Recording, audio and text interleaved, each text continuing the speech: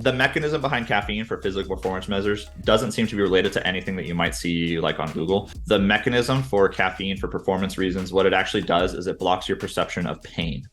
And so because it blocks your perception of pain, you're able to work harder before your body gives up.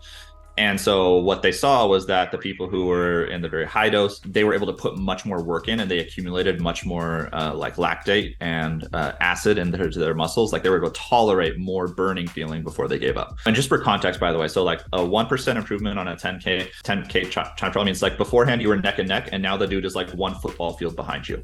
And then a 3% improvement is like, okay, you guys were neck and neck, and now the guy's 3 football fields behind you at the finish line. So huge, tremendous performance enhancements, right? And the rub is that I just lied to you, which was what the researchers also did to the participants. And all 3 groups got placebo. All 3 groups were placebo. And no fun. but okay, so here's I like to talk about this with relation to placebo effect, and you brought that up, and that's why I wanted to get your opinion on this. We've known placebo effect is very real in nutrition science for a very, very long time. Like placebo effects well documented all the time. This was the first ever study that showed not only was placebo effect there, but there was a dose response placebo effect. So what this means is the strength of your belief determined the strength of the performance enhancement.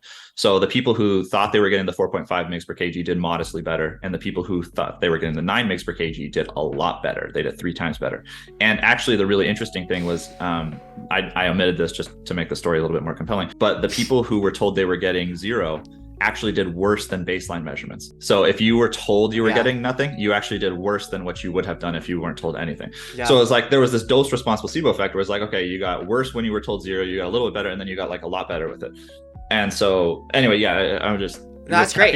There's like this placebo and also belief effect, and I think you mentioned a lot of those things too. So anyway, that like captures everything. That's like, well, I think what's really interesting is the dose dependence, because yes, that demonstrates placebo works. Dose dependence, the new curveball, and then also it demonstrated nocebo, the opposite of that, which is crazy.